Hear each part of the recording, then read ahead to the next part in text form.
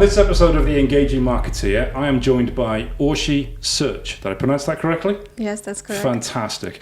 Orsolya is Hungarian. She's here in the UK, and she runs two businesses?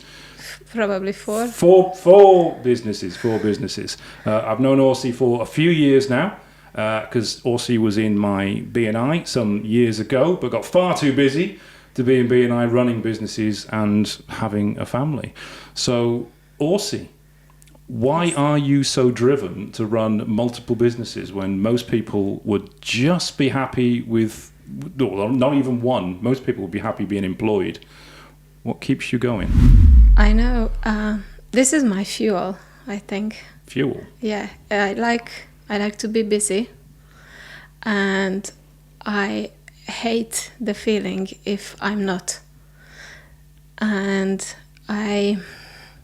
this is really hard to put together, I know, because I've never been asked this, but I just simply enjoy building businesses. And what makes you want to keep doing another business after you've built one already? It's always the change. So after a while, I can get bored of the same thing. So after I figured out and I made it work and it's growing and it's almost automated and it works and doesn't require me, I can move on.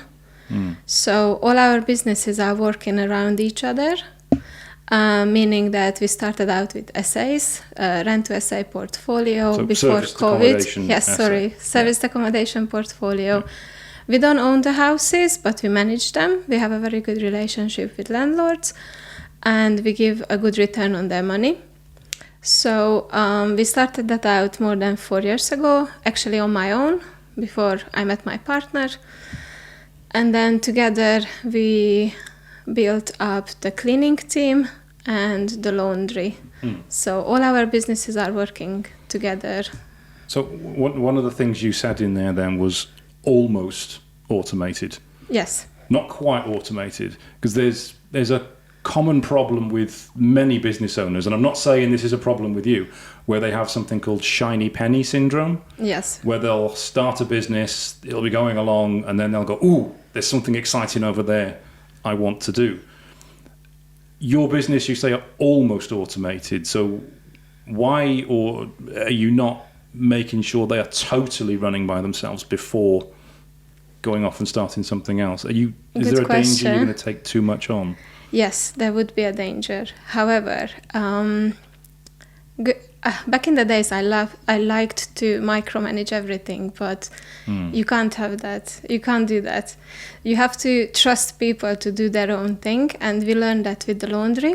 So we bought the laundry, and we already had the existing team, which is very experienced, a great team. They all worked together for almost 2 years that time.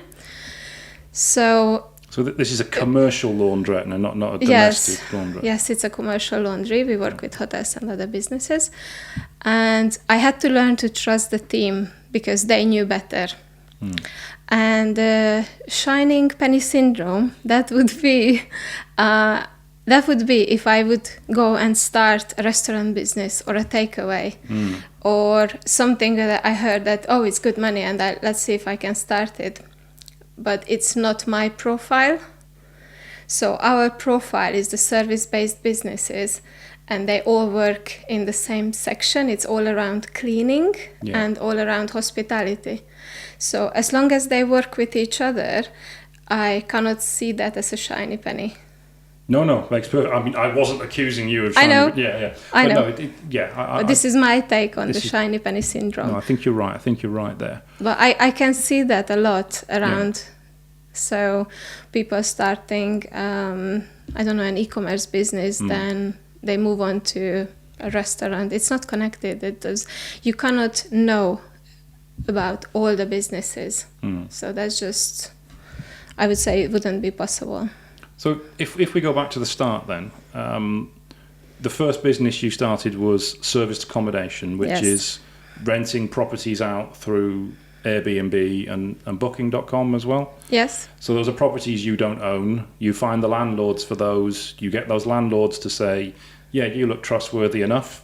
I'm going to give you my property to do with whatever you want to do with it. Yeah. On a 12-month contract or a 24? More like a 3 years to 5 years. Yeah. So then you're putting that property up for short stay holiday lets. Yes. And paying the landlord their rental. Is it Yes. above what they would normally get as a rental or about the same? About the same, but with different perks. So, for example, the very first property, it was a 5-bed property. The owner is an ex-architect. So when we sat down first, he had lots of questions for me and all about legislation and law and how I would do things. I could answer all his questions, so he was very happy with that. He gave me the keys. It's a 5-bed ex-student rental. And he just got to a point when he didn't want to deal with students again. He's retired, so he didn't want any of the headache, any of the work. And the properties were run down, sadly. So he trusted me with the work. After the refurb, I called him to come around before we got the first guests. So he came. He checked everything, and the first reaction he had, it was, "Can I bring my son to have a look?" So I knew that, okay, I made it. That's fine. So I think 6 months later, he offered me a second property. So he came to you and said, "I've got Yes. another property. Can you take this one as well?" Yes. Oh. So the benefit to him is he doesn't have to fill it with students every 12 months or 11 months, whatever Exactly. it is. And with students, there'll be a lot of damage and repair to the property. Presumably the carpets will need redoing every year. It'll need repainting every year, and he doesn't have to worry about any of that either. Exactly. And opposite to buy-to-lets, you don't have void periods. People move around quite a lot. So again, you would have the void periods, you would have the problematic tenant. You had Section 21, you had different Section 21 during COVID. You couldn't put out tenants from your property, so it was lots of issues. And I can see COVID changed a lot, all the rent to buy, rent to SA, rent to HMO market, because landlords are tend to come to this side more often nowadays, because they just had so many issues during COVID or pre-COVID. They just don't want to hassle anymore. They just want to hand it over. They know they got paid for 3 years, 5 years. And then a really good thing what I did is that I put in all my contracts that if they ever sell, they can sell it to me. So I have first refusal. Ah. That's clever. And has that happened yet? I've been offered the 5-bed. It's not not urgent for the landlord. So it's just an option, a lease option. Okay. And what about the numbers then? So for that first property, the 5-bedroom that you took on, was that in Chester? Yes. Yeah. Is that sort of a holiday type place in Chester?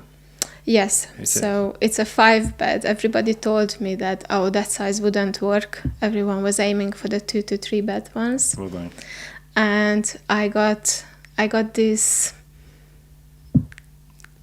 funny response when I first came up with the idea.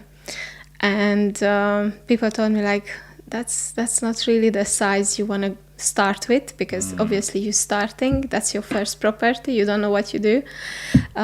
All those trainings and everything is just not helping you when you actually start, because you are just so confused. And I just said, you know what, I'm gonna try. I'm gonna actually show you I can make it work. And COVID hit like 2 months after we finished the refurbs. Oh, really? Yeah. Wow. And then the management company I worked at the time, they managed to actually get on nurses and workers, like hospitality workers, to all their portfolio, so all their properties, and it worked. So it paid off all the investment we put in a couple of months. Wow. So in terms of the numbers then, what rent were you paying on that property per month? So I agreed to a £900 rent on a 5-bed, what you wouldn't be able to get now below 2,000. Oh, wow. So it's a good deal at the time. Yeah, hopefully my landlord won't listen to this podcast. Oh, you're still paying that? Yes. Ooh, okay. Well, we'll keep that quiet then. Yes. We'll no. edit that bit out if necessary. I'm joking. Leave it in. I'm sure they won't see it. So you've got a cracking deal. Yes, I do. So what the landlord's really not going to want to know is what are you actually earning per stay for it, roughly, say, on a monthly basis? So I think the highest nightly rate what we ever got, it was Chester Races, and it was about £550 per night. Times 2, because we do 2 nights minimum. Nights. Yeah. So that was the highest we ever got. So that covered its monthly rental in one stay for 2 nights? Yeah. Not including Airbnb fees, of course, and all the other. That's another side. issue. But I think that was the highest. Probably sometimes the algorithm shows that we could put up higher, but we know that wouldn't book. So we don't always follow the algorithm, I'll be honest.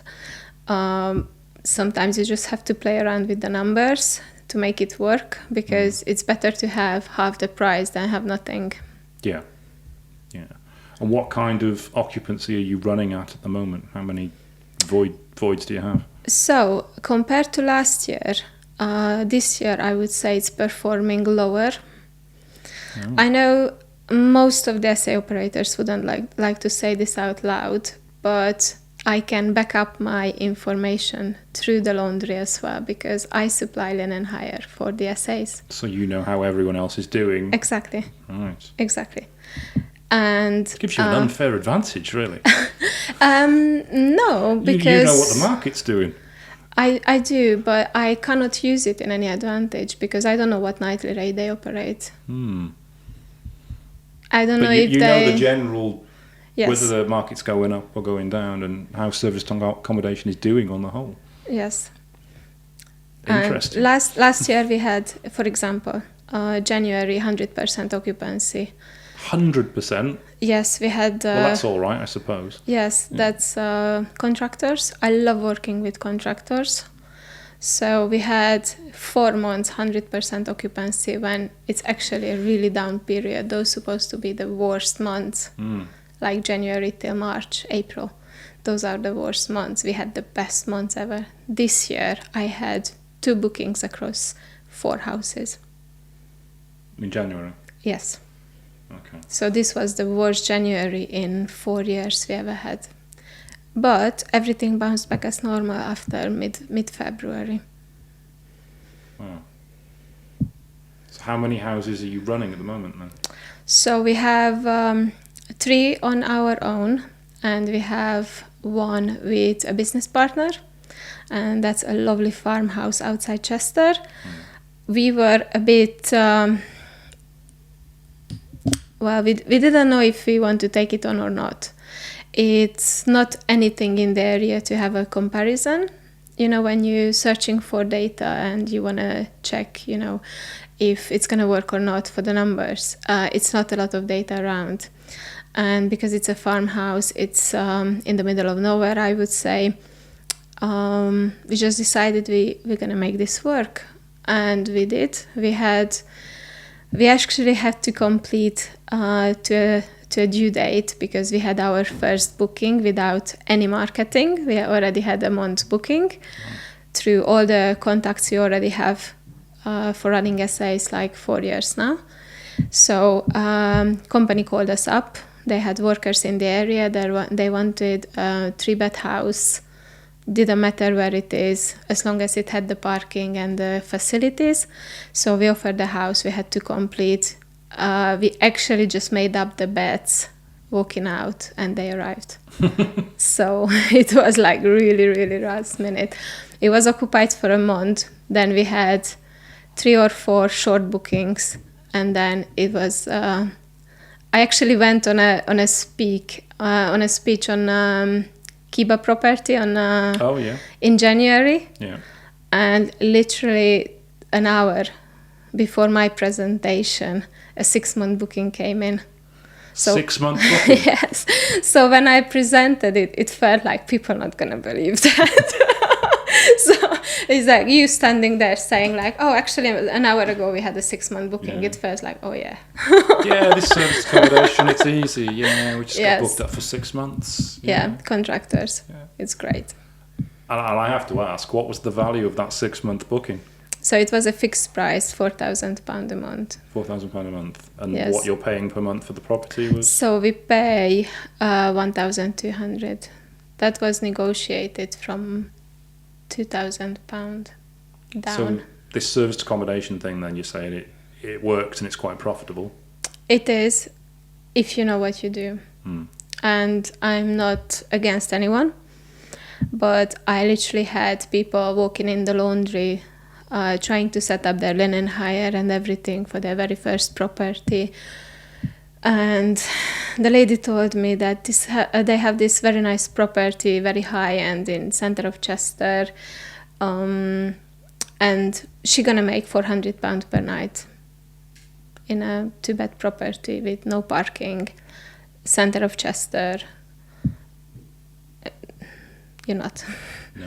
But the moment you tell them, then they're not going to believe you, because everybody thinks that the moment they have an Airbnb, then they're going to be millionaires month two.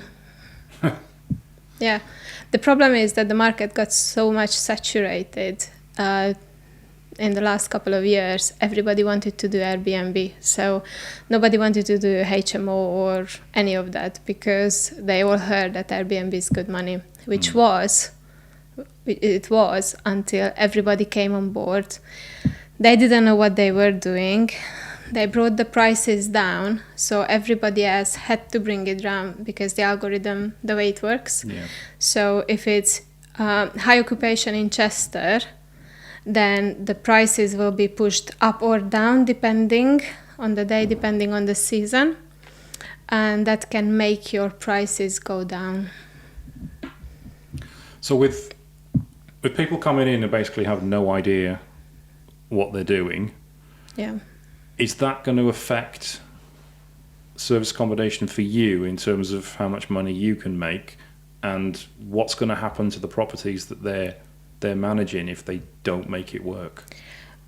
Certainly has an effect, because let's say you have a house, you decide to run it as an Airbnb, but you have a mortgage paid off, so you don't have your costs.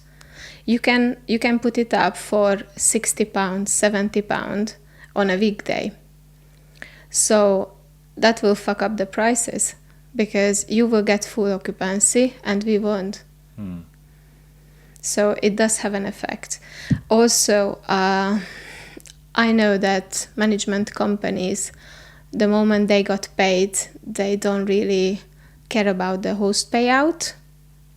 Right. So the host can end up with little money, because the management companies got paid anyway.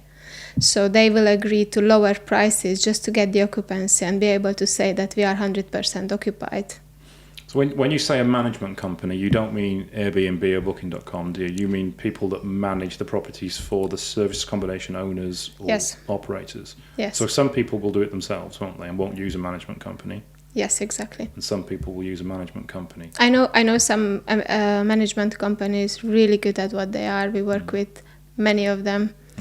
I can speak highly of many of them, but I know the other side as well.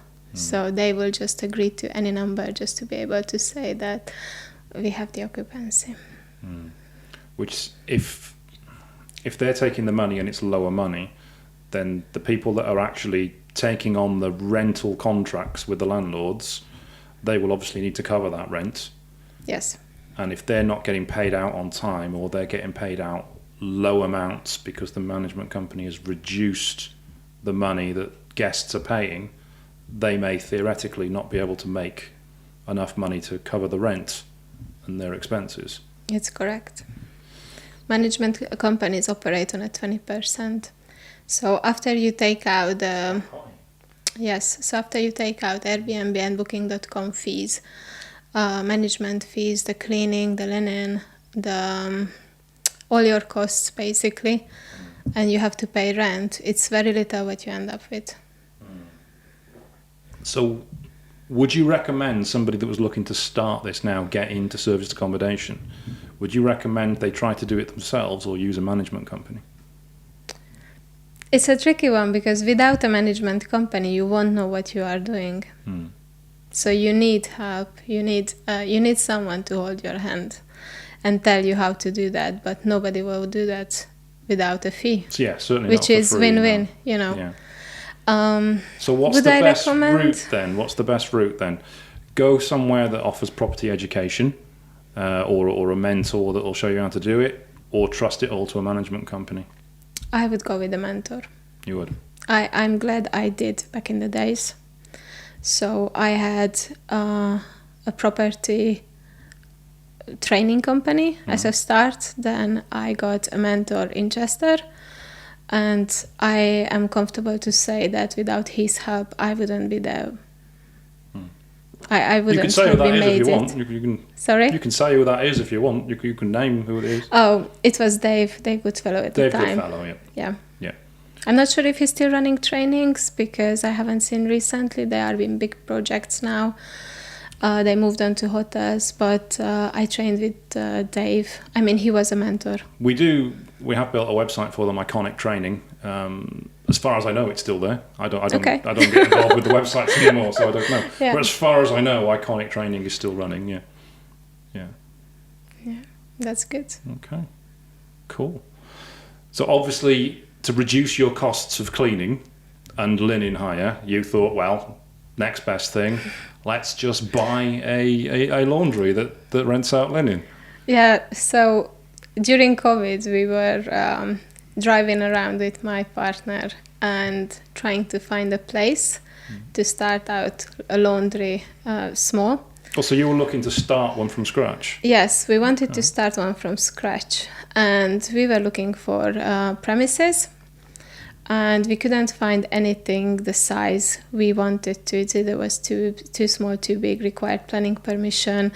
There was something always. And then we started thinking about, are we good enough to start out from scratch? Because we don't know what we are doing. So up till now, I have no clue how the machines are operating because I don't need to know. So you still don't know? No, I don't need to. That's true. I don't need to. So, I don't know. Are you coding all the websites?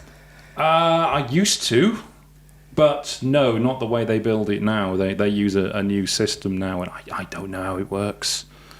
Sorry, guys. I know whoever's editing this, I know you talk about live canvas all the time, and I don't care. Sorry, but yeah. So I care, but I'm not interested. That's a good part of the business. You don't need to do all of it. You can just hire people to do that for you. Which must have been a departure for you when you self-confessed you like to micromanage. Yes. So to go from being a micromanager to someone who's saying, I don't know how those machines work, I don't care, just get on with it. That's quite a difference in mindset. Yes, and you have to get there. So it's a learning curve because you cannot ask the questions if you don't know the questions. So I had to learn the other side. So I cannot always be at the back of them and check like, is that ironed properly or, is that packed properly? I cannot be there 24/7. I cannot micromanage, 250 clients. So we have a very, very good structure with Narcis, and he looks after machines, cars, vans, and the related things, like whatever it would be, insurance or road tax. And then I do clients, contracts, invoices, people, HR, all this. And then we don't step into each other's. So I know things are in good hands, and then I made my part to me be able to know what's going on, but not micromanage it. Does that make sense? I think it makes sense. I think it makes sense. So When you found the business that was operating that you bought, what was their reason for wanting to sell it? So they went into administration. Right. You know, COVID hit a lot of businesses, and they were not able to recover.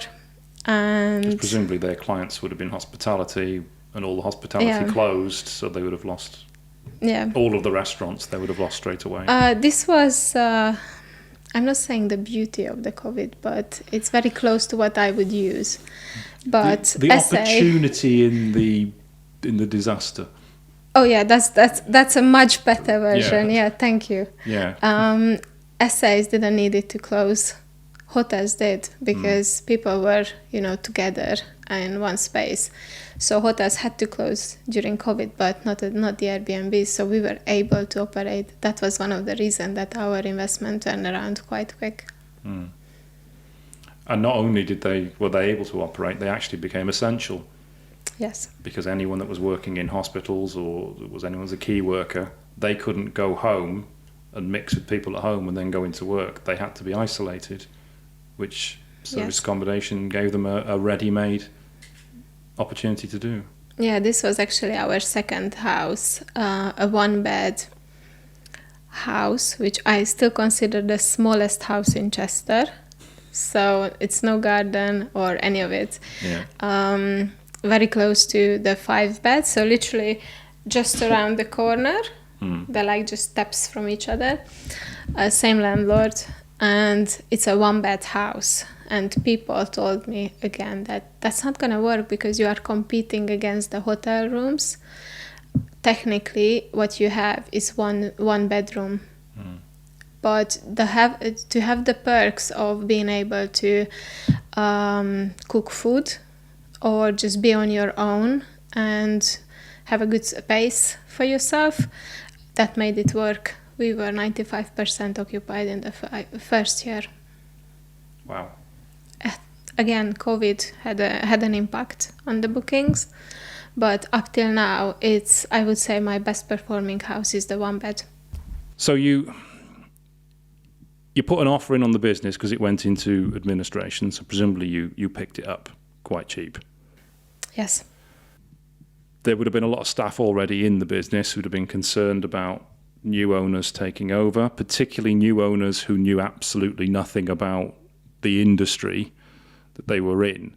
How did you get over that hurdle of buying a business and getting the staff to trust that you would be able to run it when it previously didn't work, even though you knew nothing about how it worked?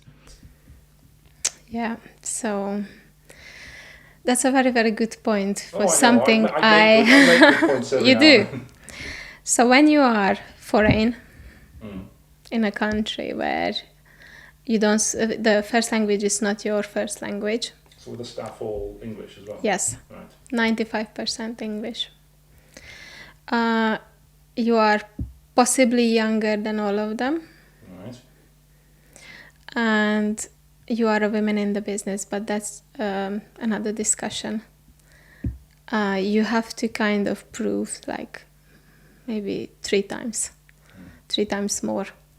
Because if you are English in England and you set up a business, people will just trust you because you are one of them. But when you are foreign, you have to trust, you have to prove that you speak the language, you know what you do, and you do what you say. So that's 3 times the job. And we got over it quite quick because I think is the way I am and the way I work with people is that I give them what I expect.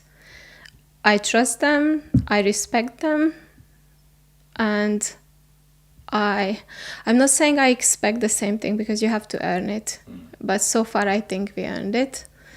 And it did help that they already know me because I was using the laundry. So you were a client already? I was a client already, so they saw me every day.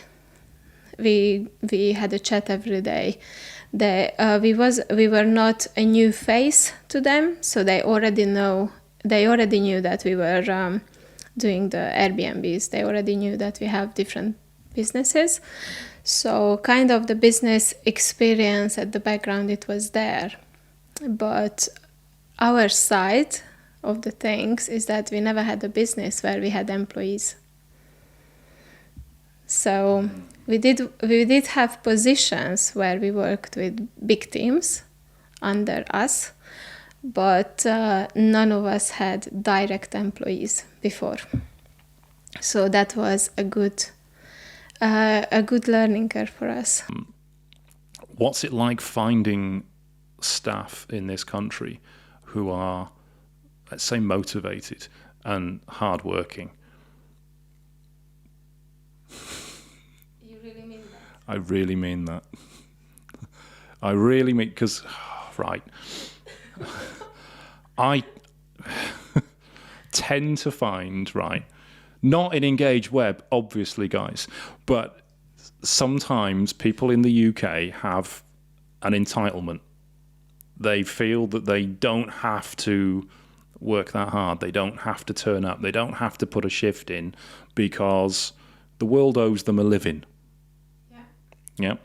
And I believe it's different in parts of Europe. It's a very, very different attitude, which is why we get a lot of Eastern Europeans over here working really hard and outperforming the English-born, because quite frankly, a lot of the English-born are fucking lazy. How have you found that? I'm nodding. You're I nodding. don't need to say things. Yeah. I do agree with every single point you said. Yeah. And that comes from a fucked up system, a very, very fucked up system. And that's thanks to your benefit system. Yeah, we've got a great benefit system. Yes, a really great one. That comes from kids growing up that, oh, you are a princess, my darling. You have to be treated as one. So people will hate me for this podcast, honestly. So it's the way that kids are brought up here. We were never brought up this way, that you are entitled to. No. You just don't get that. So you have to work hard. And that's why you will find most of the European people really hardworking, because I'm not saying that we come from nothing. We don't. So our backyard, it was, I would say, at least 50 times bigger than what we have now. And I'm not joking. So when my first video call, I showed the house and the garden to my grandma. She was asking, and where is the rest? So that's why you would be very surprised. So it's not that we are coming from nothing or we are coming from low societies. I don't know, but just different. I would say different. So back home we had a 4-bed house. So that's a downgrade to come to a 3. Yeah. So I hope you get the sense. So, but we don't grow up entitled. We grow up with a mindset. You have to work hard for it, for whatever you want to achieve. But we also grow up with a worker's mindset. So you have to study to get a good job, to be able to retire and to be able to pay your bills and stuff like that. So it's a lot what you have to reprogram in your head, a lot. And the system here doesn't help you. So if you want to get good workers, you have to look really hard for them. I'm really, really lucky with the team we have. Yes, we all have ups and downs. They all go through a period when they underperform. They all go through a period when they're performing really well, and we are really happy with them. And this is just fluctuating. So the moment you can get over it, that not everybody will be 100% all the time, then you are good to go. And if I can go back a bit for this benefit system, because it's pissing me off, Jesus. I had people turning last year, let's start there. Last year we had a tough year. We had so much clients, so many clients, so many orders. We were actually working 24/7, so 24 hours a day. I mean that literally, because I've seen your operation. It runs totally through the night. You have a night shift come in, don't you? So we were working in the business, me and Narcis. The moment he went home to sleep, I went in to cover the next shift, and just to be there and just be able to, help people. And we couldn't find anyone because, again, COVID made everybody so entitled that they can work from home, or they can be a princess on Instagram or the TikTok and they get paid for it, that it's pissing you off that literally people doesn't want to work. And fast forward this year, I have a long list, people waiting for interview. Really? Yes. I get a call, and again, I'm not exaggerating, probably 2 calls a week.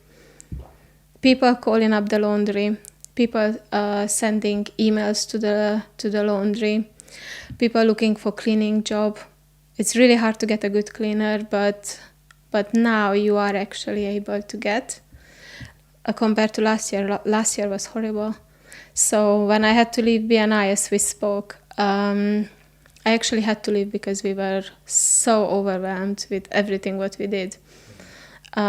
So we had to decide, because we couldn't find people, we had to decide that we have to change something. So instead of hiring more people, we changed our machines and our system. So we upgraded all the machines, we increased capacity, and now we are operating on an 8-hour a day, which is amazing compared that we have the same volume as last year. But now we finish it in 8 hours, 8 to 10 hours. Really? Yes. Yes. Which must reduce your costs quite considerably as well. Yes. Yes, reducing cost, and we have less people. And that's all because of the machines? Yes. Are they Yes. bigger? Yes, they're much bigger. They are better performing. That's bigger than the ones I saw when I came to visit as well. Oh, yeah. Because they were huge. Yeah. Yeah. Wow. Even bigger. Wow. And more. So yeah, and we are opening a second laundrette now because we had to. Of course you are. We had to move out the domestic side of the business into another premises to leave enough space for the linen hire. And we have I think I just got lucky with all my landlords I work with, because even the commercial landlord for the premises, it's an amazing guy. So we just want to keep working with him. We don't want to move out from there, but the space is limited for us. So what we decided is that we move out the domestic side, which we set it up as soap opera. And he actually called us up and he offered the second premises. Just like your first. This is how good a tenant. Just like your first Yes. landlord had for the serviced accommodation business. Yeah, one of the companies who he rented to vanished overnight. So he called up and he asked me if I want the premises. So we said yes. And where's that located? Very close to where we are now. So we are on River Lane, and this is on St. Mark's Road, which was, funnily enough, a laundrette before. So it's all all the pipe works and everything is still there. So we don't have too much to work on the gas and the water side of the things, because everything is there. However, we're still fighting the electrical companies because they're just bloody stupid. Why wouldn't they? Why wouldn't they? Why wouldn't they? Okay. So is that the last business you're buying for a while now, or are you planning any more? I don't know. Okay, see how it goes. I have to go back to something you mentioned, though, when you said you were on a call with your grandmother in Hungary, and she was shocked at how small... In Transylvania. In Transylvania. She's a vampire.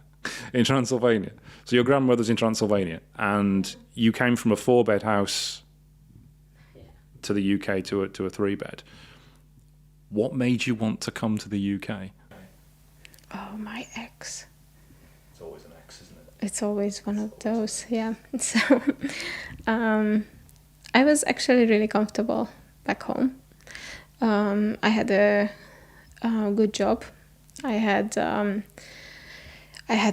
lots of friends. I had my family. I had everything. I just finished university. And my ex that time, he really wanted to go abroad.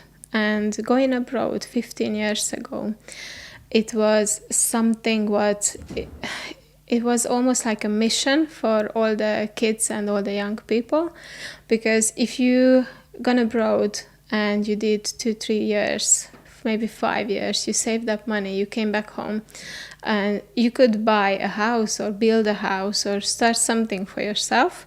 So the difference between the currencies, it was so big that you could just start your life by working a couple of years abroad. Wow. So there was a period when Italy and Spain were really fancy, and then it was Germany, but Germany is more for like months, a couple of months works, for agriculture and all these things, when it's season. So coming to England, that was more like a plan. So it was bigger than, going for 3 months somewhere for an agriculture job. And funnily, I got an interview to a bank in my city, and I got the job. So when they called me up on the phone to offer the job, I said, I'm really sorry, I have to turn this down because I have my ticket to England in a couple of days. So I think they called me on a Friday, and I got my ticket the next week, something like that. And I clearly remember, and it's going to stick with me forever, that the woman on the phone started laughing and she said, I just bloody hope that you're not going for a seasonal job somewhere.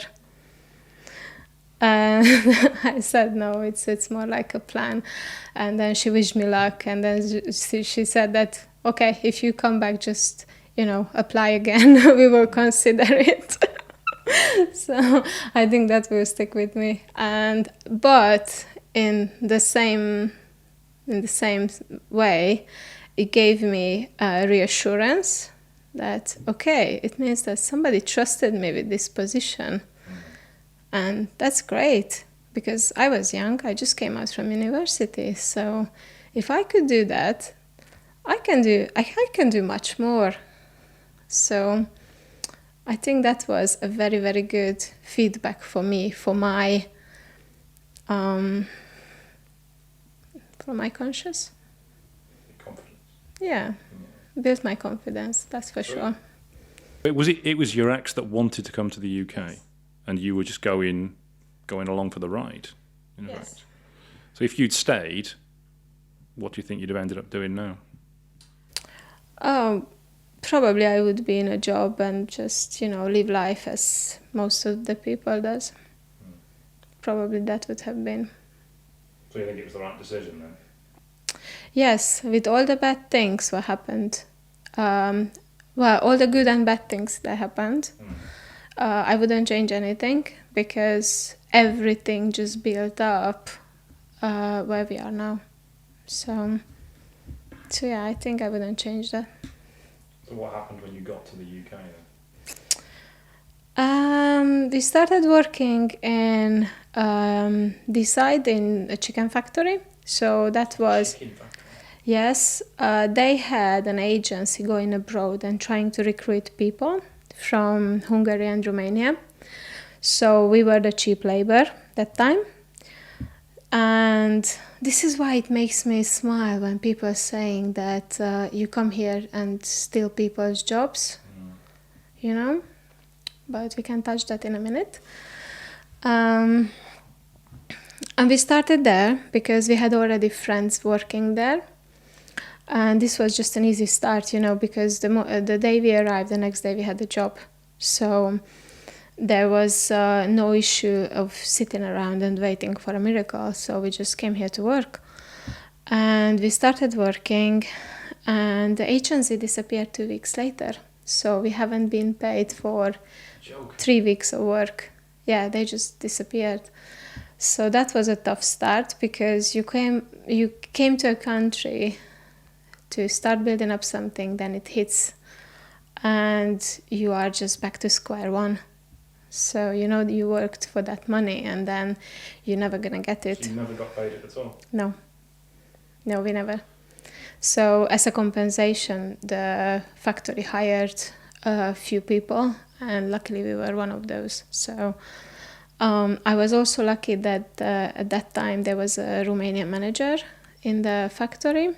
So I had lots of the translation of meetings and stuff. So built up a good relationship with him, and I was just able to help. And that gave me again a fuel. I love helping people. So yeah, it wasn't that tough as it sounds, like a factory. I know it's a factory job, but it's a job. You say translation, so were you not speaking English at that point? I was, but not a lot of people. So you were helping others? Yeah. Right, I see. Yeah. Specifically from Hungary, there wasn't a lot of people speaking English that time. In Romania, in school, we have as a second language Romanian and English. So I speak 4 languages, and 2 of them is close to mother tongue, and then English is the third. So I'm sorry for my English. That's probably the worst. English is the worst? Yeah, English is the worst. Pretty good at it. Pretty good at it. Yeah, and yeah, so we started working there, and then 10 months down the line, I decided to leave. The relationship broke up. It's a long story, so I don't think you have that much. But I'm just glad that I came out of it healthy and as a whole. I have to ask, what makes you say that? It was a narcissistic relationship, and just a few things. He hid my passport, so I'm not able to go anywhere. He followed me absolutely everywhere. I wasn't able to go and buy bread because he was coming with me to the shop. Lots of things happened, including that he picked up a knife in the kitchen when I was cooking, and he was just like, when someone has this crazy smile and just asking you like, can you actually figure out like what could I do with this, and just waving the knife in front of you. So yeah, I had some cool situations, and I just said enough is enough. So I had to step out. It wasn't easy. He left with absolutely everything we built up. That's including car and money and whatever you can imagine. So I was left, I wouldn't say with nothing, I was left in minus, I would say, like big minus. But I was glad that I can just escape. So yeah, your lifelong partner, who you think it's a lifelong partner, is not always working out. That's the reason the policies always have the partner as a first... First suspect in the murder. Yes. Yeah. I'm laughing now. I know, I was going to say, it's good that you can laugh about it now. Yeah, I wasn't that time. But everything's good now, though. Oh, yes. Everything's good now. Yeah. You're with your 4 businesses, about to start another laundrette.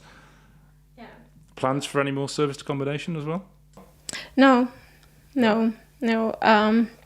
If I would have accepted everything what was thrown at me in the past time, probably I would be at, I don't know, probably around 15, 20. It wasn't the main profile in the past 2 years. So we just kept what we had and tried to maintain what we had. because, oh, would you believe, we actually had guests turned up to a house what we haven't managed 6 months that time, and we lost the superhost status. So that was last year. One of the houses we had in the center of Chester, it was on Brook Street. It was a very, very well performing because of the location, but actually the owner sold. So we had to give it back in January. Yeah. And we obviously declared it for all the OTAs and deleted all the listings. Someone turned up in June. Had they booked previously and just... No, well, they haven't. So they just turn up without booking? We don't know how that happened. Okay. We don't know how that happened because we made sure that there was no booking when we closed. And apparently, Airbnb said that it must have been a glitch in the system. So, but you know what? You're gonna lose your superhost because you couldn't accommodate them. So that affects your other properties then? It does, and it's not. We have lots of repeating guests, so they come back, they're contractors. And that's outside of Airbnb? Yeah, the good thing with that, building relationship. Fees, then? Yeah, building relationships, and then people will trust you and just come back to you. Okay. We are almost out of time. I'm glad we've ended on a mostly positive, considering where we could have gone with that conversation. So for anyone listening to this thinking I'd love to learn more about your Airbnbs or commercial laundrette or anything else about you, what's the best way for people to get in touch with you? So on this line, next business. I was actually thinking of setting up a consultancy business because what a big gap I see is that foreign people, and again, now I'm trying to speak about more of our side, so Hungarian and Romanian. I am asked a lot of certain things and steps, and I do help a lot of people, like not officially, just giving them advice, and they always say that why am I not doing this as a business, as a consultancy? So I didn't get my head around yet, like how am I gonna do this? However, I would love to do something like that where I can just help people and give back what I already learned. Obviously, you cannot do that free because it's your time and your knowledge. And when you spend over 25 grand in trainings and everything, then you know that you cannot just share that. So, I would love to have that angle. It's interesting you say that because there's a lady I've had on my podcast before. You may know her, a lady called Karina. She helps people move to Saudi Arabia. Yes. And we are in the same mentorship program. So that's exactly what she does, but for Saudi Arabia. And it's aimed predominantly at people from the UK going to Saudi Arabia. You could do something very, very similar for people coming from Hungary and Romania to the UK. On helping them acclimatise, helping them the changes in how stuff works, how cool the benefits are. Never mind. The shit work ethic of people in the UK and how you can instantly be better. That kind of... I know, how can you sell the UK? Do you know, Gabor, I should explain, he's Hungarian as well. He went out a couple of weeks ago to have a cigarette around the side of the building, and it was sunny. It was summer, and he didn't wear a coat. He's literally out there for like 3 minutes. It pissed down with rain, and he came back in completely soaking, came upstairs and said something like, "Your summers are shit." Yeah, they are. Yeah. I presume that they're quite good in Hungary, though. Yes, we have 30-degree summers and minus 30-degree winters. Nice. So that gives you the feeling of the seasons, you know. You see, a Brit would have known, it's sunny outside, I'm going out for 3 minutes, better take a coat. Yeah, an umbrella. and an umbrella. And the swimming suit. Exactly. Yeah, and Speedos just in case it gets even sunnier. Who knows what's going to happen? But yeah, so you could do that sort of thing to help people into the UK. That's interesting. There's probably not a lot of people doing it, and you are perfectly placed to do it. Being a multiple business owner, coming here with, as you said, ended up with less than nothing when you split. You've built up, I think it's fair to say, a business empire. Not very close yet. No, I think so. But I love what I do, and luckily we share this feeling with Narcis, so that helps a lot. I think one of the best things what you can have in business, a partner who is there for you. And you work with your wife, so you would know. And I think when you both pulling the same direction, then that helps the business enormously. Absolutely. Orsi, thank you very much for being a guest on the podcast. It's been a pleasure. Thank you. Thank you.